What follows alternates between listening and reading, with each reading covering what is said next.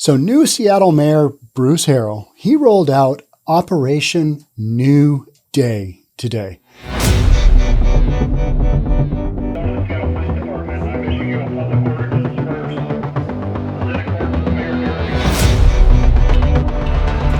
He's enlisted the Drug Enforcement Agency and the U.S. Attorney.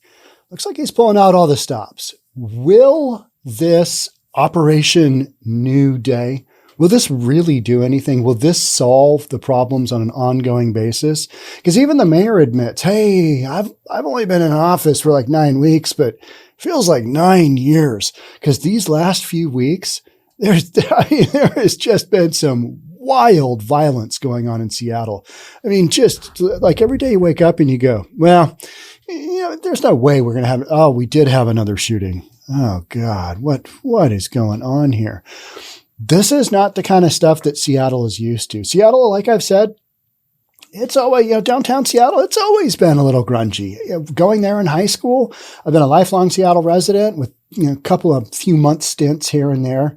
But I've been a lifelong Seattle resident. Used to go to downtown Seattle all the time. Yeah, you'd see like one or two homeless sleeping underneath newspapers and that kind of thing. But you didn't see the open air drug market literally right on the sidewalk that has, and not even just drug market, but stolen goods markets and everything else that's been going on. So the mayor has brought in some pretty heavy hitters, or so it would seem. And we've got Operation New Day ongoing. It started with the clearing out the South Jackson Street and 12th Avenue South, open air drug market, whatever you want to call it. And then they moved on to 3rd Avenue and between Pike and Pine in downtown Seattle. And they're on a roll. But is it going to work? Don't know. It's what we're talking about today here on News for Reasonable People. If you're new, welcome. My name is Sean Reynolds. I own a couple of real estate companies here in Seattle, Washington. Let's get into it. So Seattle mayor and officials reveal details on plan to make Seattle streets safer. Operation New Day. We need one. We need a reset. We need a little boop of the button. And let's go back to, I don't know, call it 30 years ago in Seattle when I was 23. You'd go to downtown Seattle. You always, when you live in the burbs, you go to Seattle because you just want to, you go to the downtown because you just kind of want to take a look around and see what's in the big city. Get that feeling of walking around in shadows the whole time because the big buildings don't allow sunlight to really come through. You want to feel that. And I remember being young in downtown Seattle driving a stick shift. Yes, they call it standard, not automatic, standard transmission. Downtown Seattle hills, they are steep. And trying to figure out the clutch when you're young and you're like, God, am I going to make it? How about that person behind me? I hope it's not a nice car behind me because I might hit it. Yeah, Seattle's steep. It's got some terrain. So we'd go to downtown Seattle, hang out. I remember getting a fake identification. Oof. Yeah, just said that. Yep. Got a fake ID before I was 21 because I don't know, got a fake ID. And I think it was on 3rd Avenue. It's just one of those streets where you go down and, somebody takes a picture and, all right, what name do you want on the ID? And you just give them a bunch of stuff. Back then, no internet, you could get away with that kind of thing.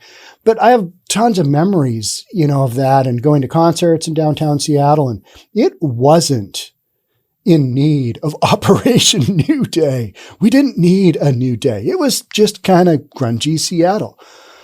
And like any other downtown core that has been around for a long time, just kind of has that element of, all right, you got some stuff and some people that have gone a little bit sideways, but not the massive sideways that Seattle's experienced, even just in the 9 weeks that Mayor Harrell's been in operation. So Mayor Bruce Harrell has been in office for just over 2 months and is working with multiple groups and organizations to put an end to the seemingly nonstop crime downtown.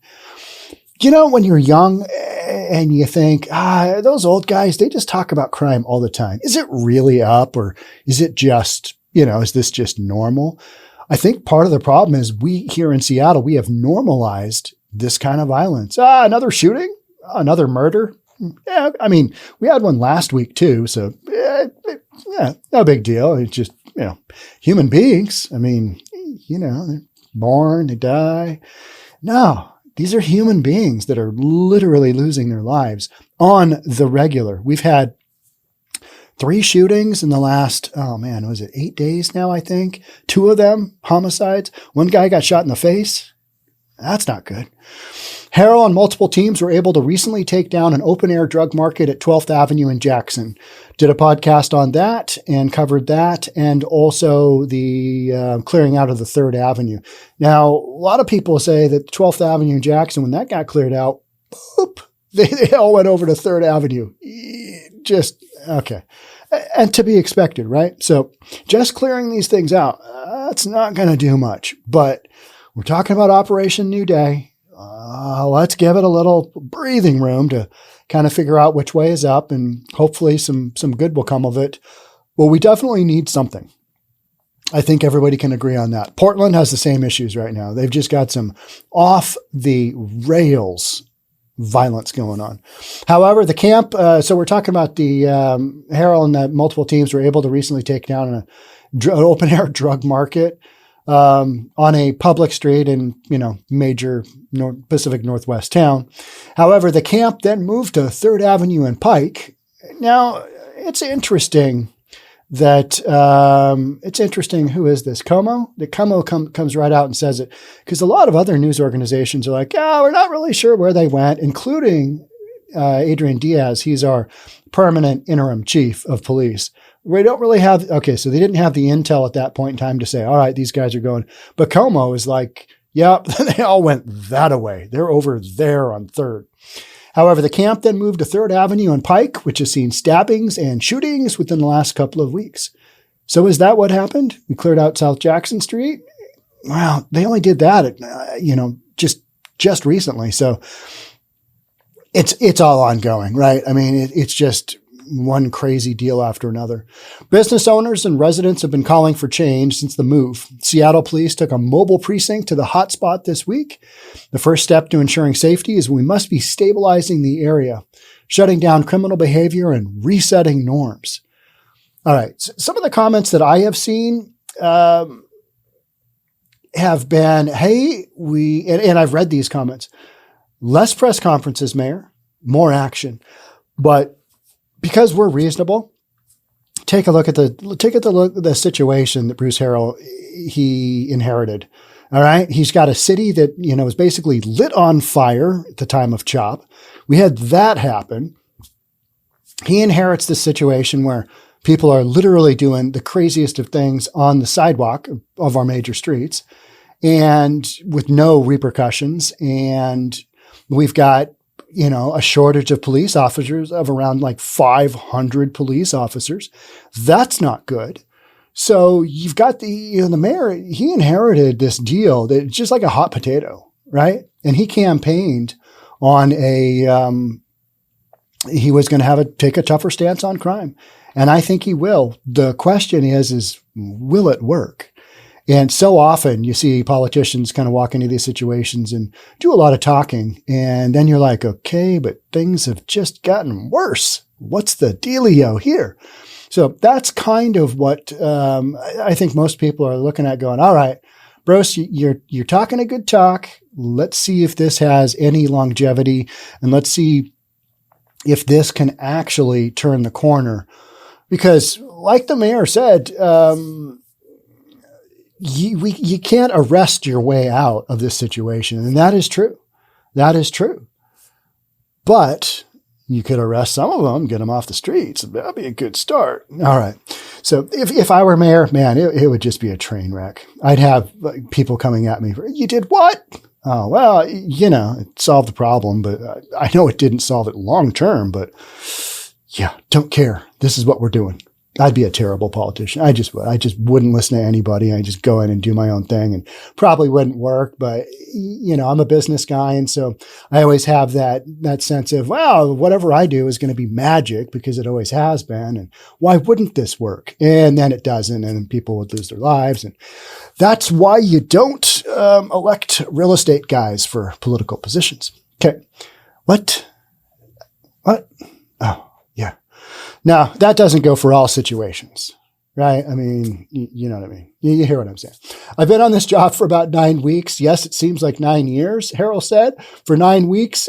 And I did vote for him, by the way, twice. For 9, not the mayor, other guy. For 9 weeks, I did not inherit the systems that are necessary to do this kind of work. All right. Okay. In all fairness, it didn't appear there were any systems in place. It doesn't appear like there were any systems in place. Because if there were, then they would be utter and complete failures, because we've had some of the craziest. Let's be honest.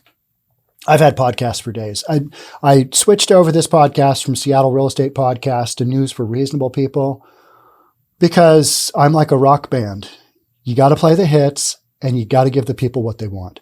And you guys didn't want to hear about real estate. I've seen the comments of, hey, love to see you'd still cover some real estate. All right, I would love to cover some real estate too, but not enough people were watching. There's that. And I'm a business guy, so it's got to make sense. If I don't see, the upward trend of where things need to go, I'm going to make an adjustment. I'm going to pivot, and we're going to go that route. And Seattle right now is providing me podcasts for days. I don't think there's anywhere else in the country right now that from where Seattle has come from to where it is has had this kind of change and this kind of impact. And you could say, well, New York City's had its ups and downs. Yeah, but it has for a long, long time. Seattle hasn't been out of control like this before. Not like this. Not with the amount of shootings. Portland has not been out of control. You look at the number of shootings, the number of shooting between 2019 and 2021, the number of shootings that Portland police have had to respond to has been up 80% in 2 years. Now, you might blame some of that on, the Rona. It drives me crazy when people are like, oh, the coronavirus has really impacted. Yeah, it doesn't mean you go out and shoot somebody. It just doesn't. It doesn't mean that you go sell drugs on the sidewalk and just carry on like there's, you don't care. It doesn't mean that you go steal a 70-inch TV from Target. No. It doesn't. I love talking about that one because it's so ridiculous. It is so unreasonable. I mean, if you see the video of that, and if you don't know what I'm referencing, literally Target in downtown, not far from where I'm talking about here, in downtown Seattle, a guy steals a 70-inch television, boxed up 70-inch TV, has a tussle with security guards getting it out the door. And he's just yanking it and pulling it. He gets so tired and worked up that the minute he gets out the door, he puts the TV down on the sidewalk and leans up against it because he's out of breath. I mean, it was a struggle. He put in some work. He burned some calories getting that TV out the door. He did later get arrested because he was on, security cameras and he was a convicted felon. How we don't keep these people in jail, I do not know. But there again, that's why it's probably good that real estate guy isn't, in a position of any kind of power because, you're going to go to jail for like 15 years for that. Yeah. Well, wouldn't be out on the streets. Some might say that I'm not giving them the opportunity to rehabilitate themselves. That is true. That might be true. But, different strokes for different folks, and I'd have a different approach, and it would be kind of harsh. And, it'd have to be somewhat reasonable, and it would. But I have no idea what that would be. Harrell has been berated by the community asking what will happen next to clear the drug and violence issue. I have seen that. I understand that. People are like, what the F are you going to do? Give the guy a little bit of break. Seriously. I mean, just let him do his thing. It's going to take some time. And he's basically doing a startup business from scratchola. And he's trying to put the pieces together because he came into this lawless situation and he's got dumpster fires literally all over the city. And by that, I mean, he's got these open air drug deals where, people are doing crazy things. They're killing each other. I mean, literally, this is what's going on. Not figuratively. They are literally, shooting each other. I've been on this job for about 9 weeks. Yes, it seems like 9 years, Harrell said. For 9 weeks, and I did not inherit the systems. Okay. Yeah, we got that. We understand that part. As for what residents can expect, look at what happened at 12th and Jackson. All right, he cleared it out. But okay, so we're going to point to that and we're going to say, okay, so here's the deal. We're going to do this. And then what comes next? That's the big question. So the mayor is taking on help from the DEA and other area agencies to tackle the area. So a multi-agency pronged approach. We need something. We need something. It may take many months, but one thing is certain, it cannot be done by Seattle Police Department alone, Diaz said, adding they need help from just about everyone. Let's do it right and let's do it together. City Attorney Ann Davison said her office has been directed to prioritize crimes at 3rd and Pike or other hotspot areas. I'd love to know what that means. Like, okay, if this happens here, do you rush that one through? I know she also had a thing where she was going to basically, they were going to either prosecute or not. Cases brought to their office within, I think, 5 business days, something like that. So there are changes on the way. But I know, and some of you guys that are maybe a scooch older than me, you're sitting there going, that's bullshit. That's bullshit. That's not going to happen. And hey, you know, I'm the first one to say that as well. It's like, all right, Operation New Day. Why don't you pick another fancy, fresh flower sounding name and, blow smoke where smoke goes and see if we believe that. All right. But since we're reasonable, we're going to give them the shot. We're just going to see how this goes. It goes one of 2 ways. Either I have podcasts for days moving forward, or it starts to get a little bit better. We talk about that too, because it's happening. Like the mayor said, he's making some analogies to the city of Dallas, where they've brought in kind of multiple agencies and they've worked on their crime issues as well. And I'm a big Dallas fan. I like Dallas. I haven't spent a lot of time in downtown Dallas. I've spent a little bit of time in downtown Dallas. I did go to the grassy knoll on the hill. That was kind of spooky. Just kind of weird. Like, this happened. That happened 1964, like before I was born. You go there and it's like, this is weird. This is creepy. It's like, okay, so this guy took this shot from here and he hit him here. What? Yeah. The King County's prosecutor's office says that there have been 16 arrests specific to Operation New Day. All right, progress. And that will result in 0 what did I say that? Oh, yeah. Who knows how many sentences it'll actually end up with. So they got 16 arrests specific to Operation New Day that have come through their office, either to a first appearance, a charging decision, or both since January 21st. Prosecutors say of the 16 people arrested, 9 of them were released by judges at first appearance hearings over the objection of the King County Prosecuting Attorney's Office. Another 3 were released on bond. So 9 out of 16 dismissed. Do better next time. Dismissed. Out on bond. Out on PR. So this is kind of what we're talking about. Police do their job. Agencies do their job. And then, judges just, it's okay. I'm sure you're a good person. Go back to 3rd Avenue. We'll meet you there. Doesn't this kind of it kind of tells it all. Just, let them out. They're okay. They're all right. They're doing okay. I mean, a little bit of drug dealing. And literally, some of the things that have gotten us to this point have been, we have made crimes that used to be way more than misdemeanors. Those crimes have basically been misdemeanors that we've basically come right out and said, it's okay to have all those drugs on you. If you get caught selling them, well, you're basically a good person still. And we believe in you and we believe that you can do better next time. Case dismissed. Let's not see you here again, in the next week. You could spread it out because you're making us look bad. It's your 31st time being arrested this year. Yeah. So let's see.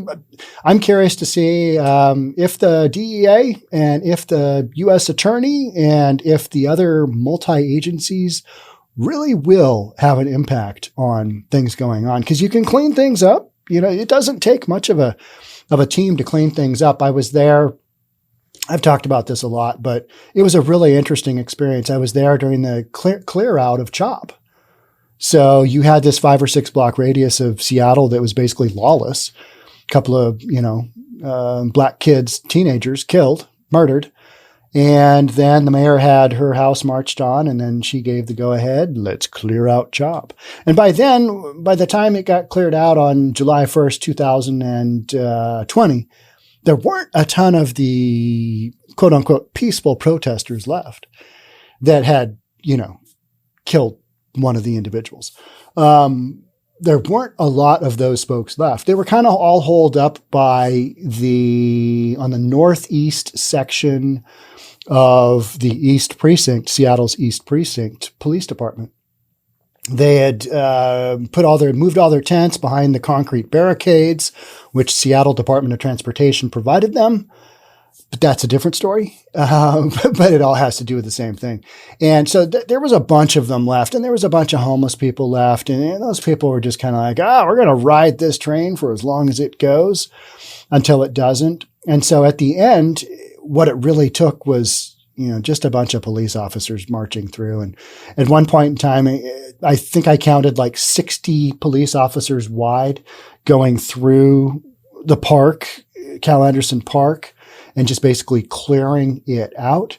It doesn't take that much to clear out a little tiny spot. But the long term, what are you going to do to keep that from popping back up? You're going to have to arrest some people, and then you're going to have to prosecute them. You're going to have to do something to deter them from being out there doing the same thing. And if that's putting them behind bars. But like I said, at the end of this article, 9 of them were released by judges at first appearance hearings over the objection of the King County Prosecuting Attorney's Office. All right. So this is kind of when you are electing judges, make sure that safety of your streets and public safety has a lot to do with the judges that are in office and the way that they're handling things. And if you have 16 people arrested and 9 of them just out, you can't tell me at least a couple of them should have been thrown in the slammer. You can't tell me that. I mean, just odds are. It's okay. Just move along. Nothing to see here. Yeah, but this is so common. It's so common.